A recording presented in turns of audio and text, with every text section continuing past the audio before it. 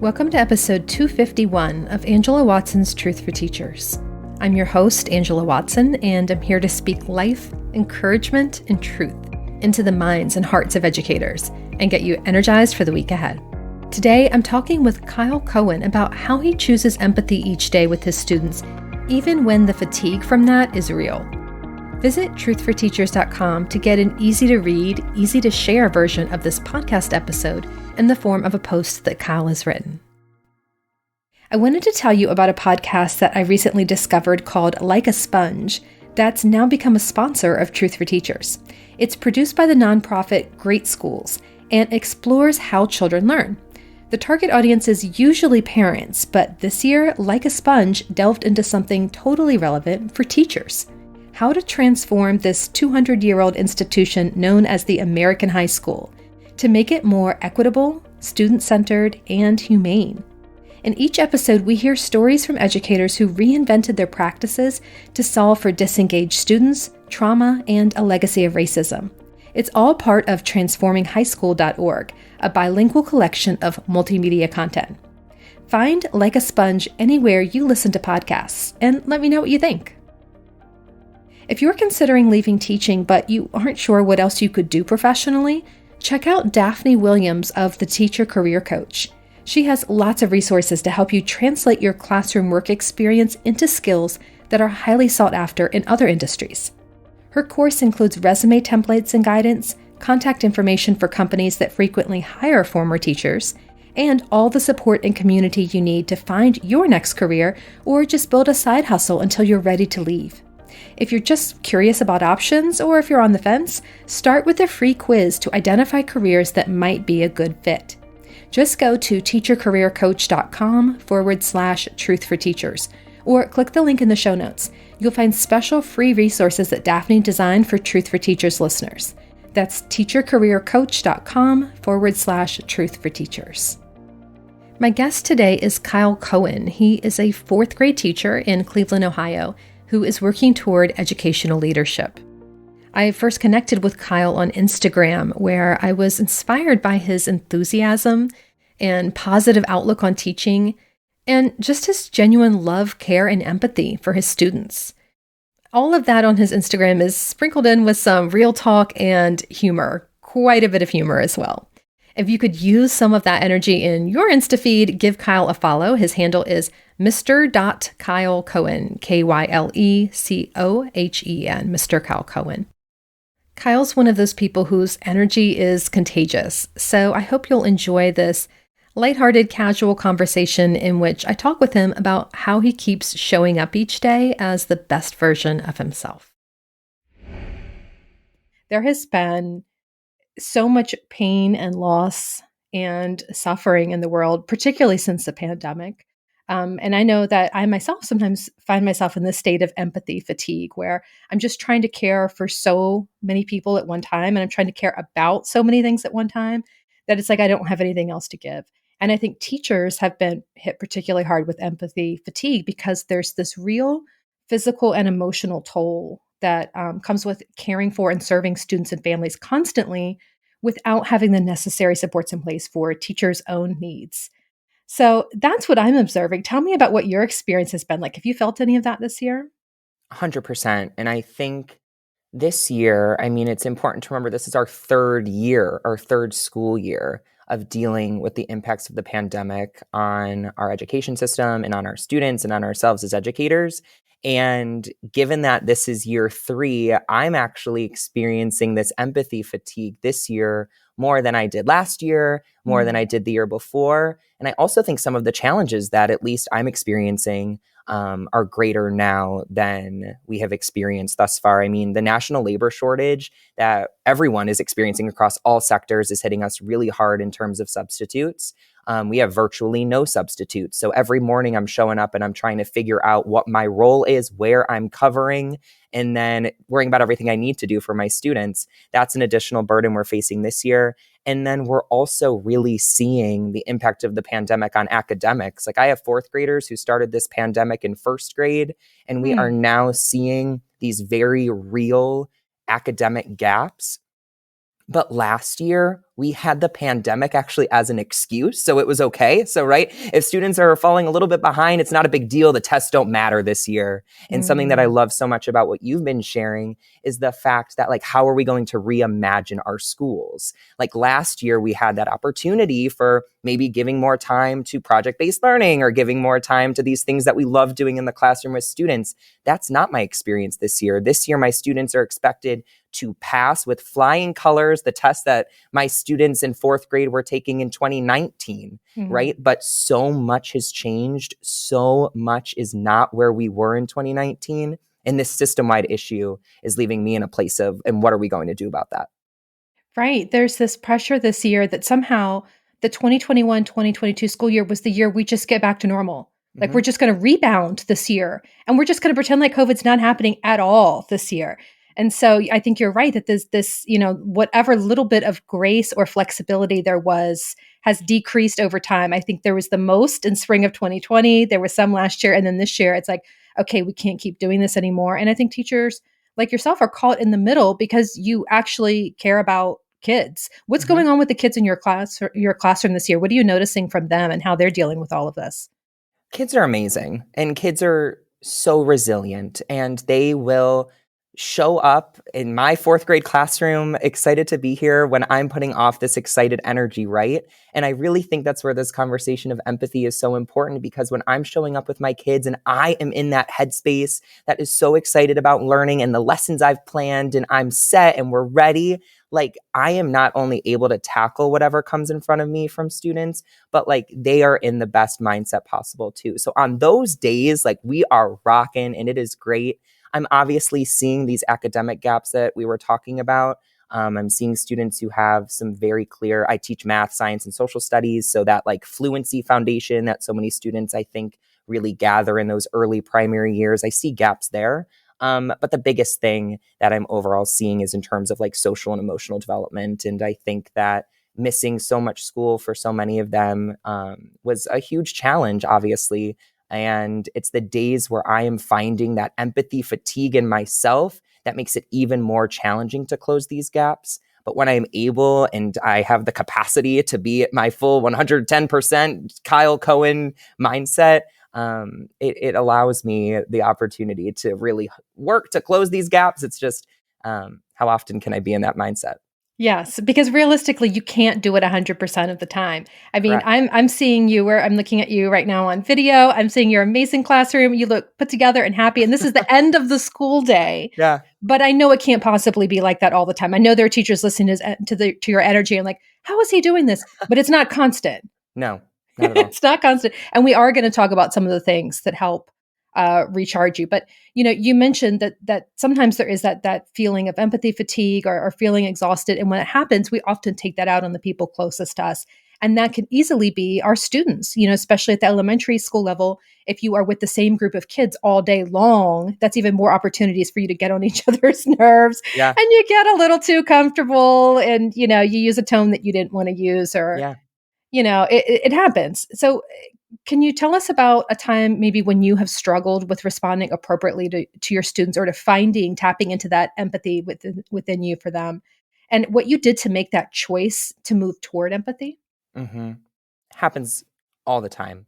Big example that stands out for me, I actually tested positive for COVID in September of this school year. So I was out back in the day. I was out for 10 full days. I was out for 10 school. I think I missed 6 total school days the way it all fell.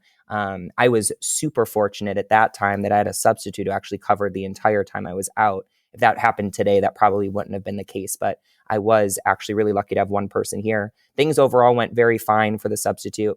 The substitute left a note about one student in particular who was a significant challenge, also happens to be a student that I have my regular challenges with.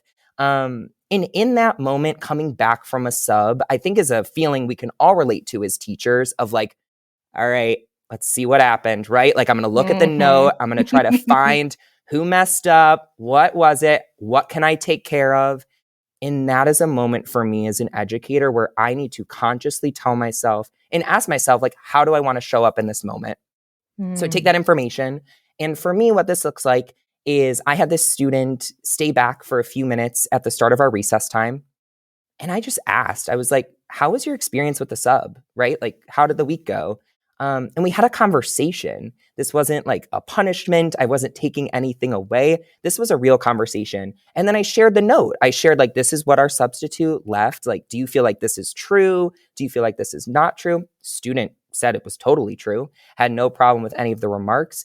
And then I asked, I was like, how do you feel like we could resolve this? Because I don't think it's necessarily fair, right? That like you were having such a challenging time with the sub and you're acknowledging it. Like, what do you think is fair? And this student said, do you think I could maybe write a note for the substitute saying that I'm sorry? I was like, absolutely. I think that's a great idea.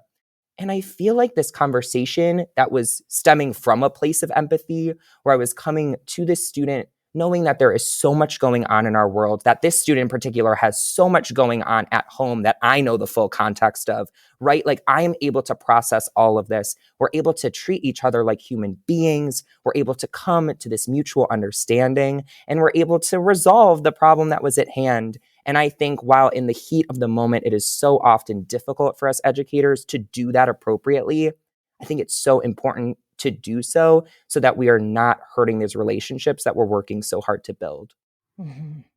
Yeah, I think that's a great example of just not, first off, not anticipating problems, because the sub example was a perfect example. Like, I think every time I came back into my classroom after a sub, I braced myself for what the Yep. classroom would look like and what the note would say. But if you go into it with that mentality, then you're focusing on the things that went wrong. And Mm-hmm. inevitably there were things that went right. There were kids who made better choices.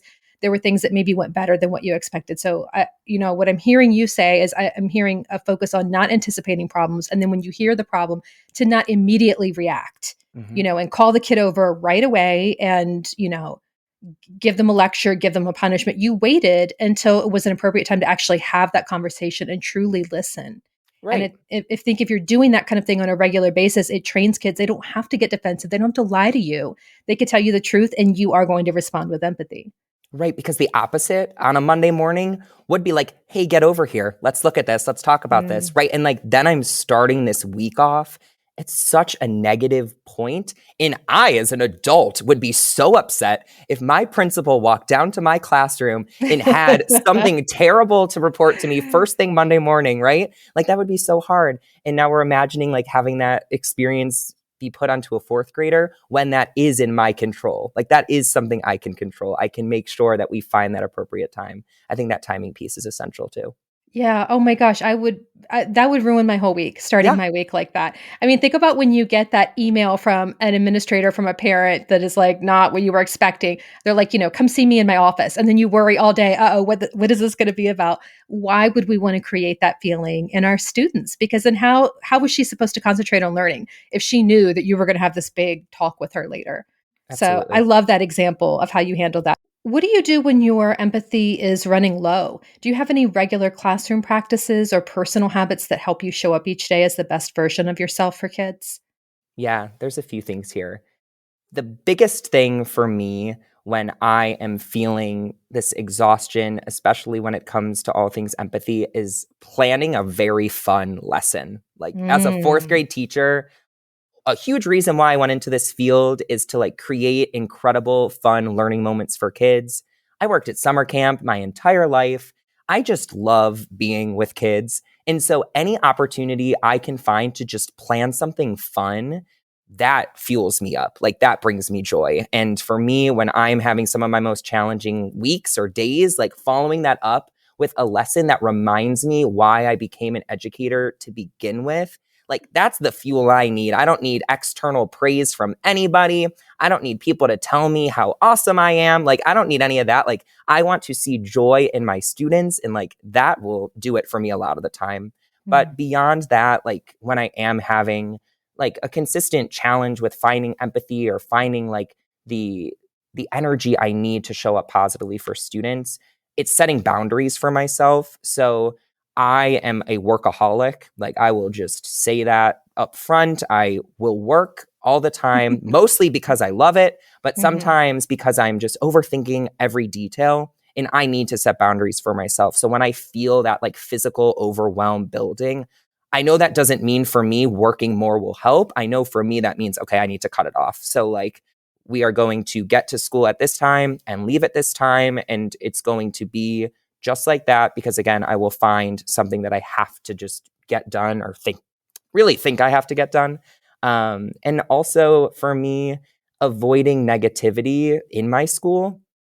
I work with phenomenal people, but educators are a lot of the time also complainers. It just it just is real. And we have so much stress going on and so much that we're dealing with that sometimes that energy for me is really negative. And that will sometimes look like for me, maybe that day I need to not eat lunch in the teacher's lounge, or maybe that day I need to not have that unnecessary conversation with a colleague that might not make me leave feeling the happiest. So knowing that like, okay, maybe like today's a day I kind of just need to keep to myself, be with my students, do my thing, because that's the fuel that I need. So it's really being conscious of those things. And outside of teaching, I enjoy cycling and having a good meal, those sorts of things. How does social media factor in? Does that energize you or de-energize you? Because I know you're very active. I don't know if you're on other platforms. I follow you on Instagram. I know you're very active there. Have you found that that's like a community that uplifts you, or does that create additional stress and pressure?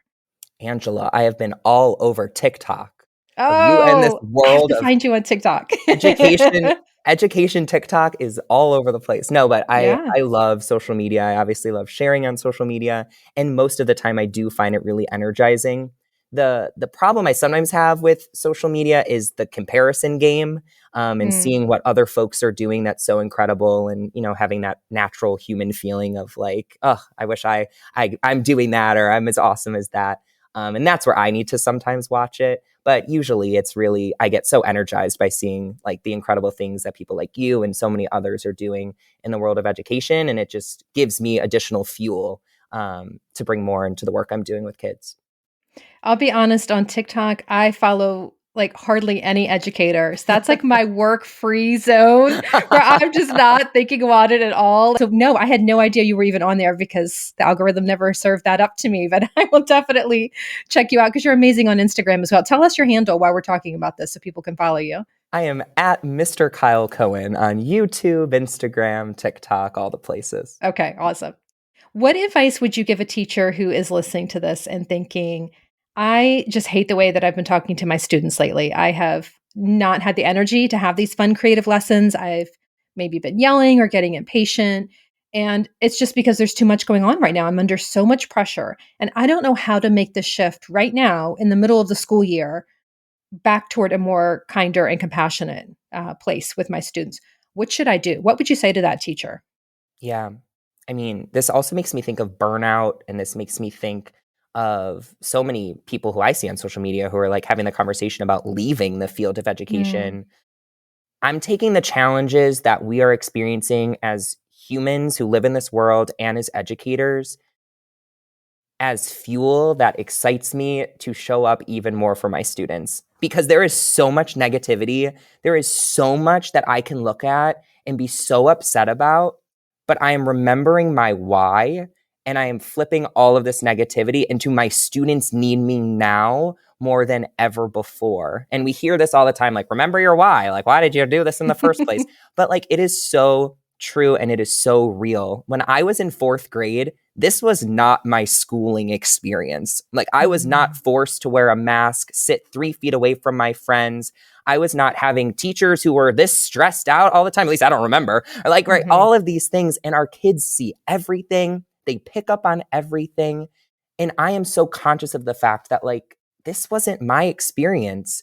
And I can't change that. But what I can do is I can shift my mindset. I can control everything that I can here in the classroom, and constantly coming from a place of like, how can I build these relationships with students in a positive way? How can I make sure I'm showing up with empathy so that I'm not destroying any of these relationships? And how can I be the educator that they deserve at a time where they really need it most? Mhm. So going back to that why, to remembering like why you were in this profession in the first place, all these things that are distracting you from the real purpose, going back to that why. What is your why?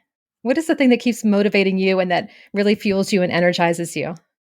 Yeah, I believe that every kid in this country deserves a very high quality, equitable education. And I believe that as a nation, we are so far from making that a reality.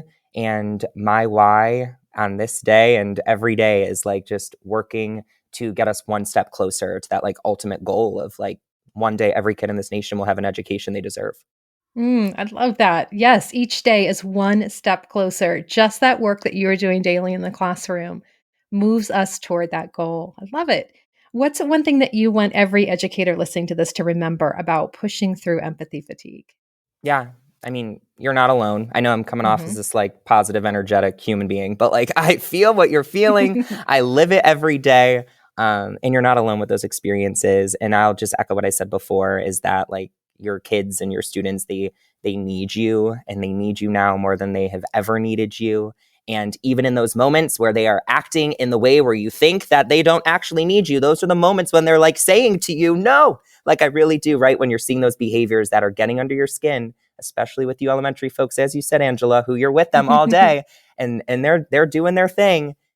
These are all signs of how much they truly, really do need you. And in those moments when you are struggling most, my best advice for you for pushing through empathy fatigue is find joy with being with kids because we are so fortunate and we are so lucky to get to be in a profession where all of the challenges that we're experiencing, where all of the issues that we're dealing with are stemming and rooted in what's best for kids. So that's what I would say. Well, thank you for that. And thank you for bringing that energy to this conversation. There are so many teachers who are so beaten down right now that to hear someone who is passionate and excited just gets, I mean, it gets me energized. You've got me like excited. Like, I want to go grab a kid and like start teaching them right this second.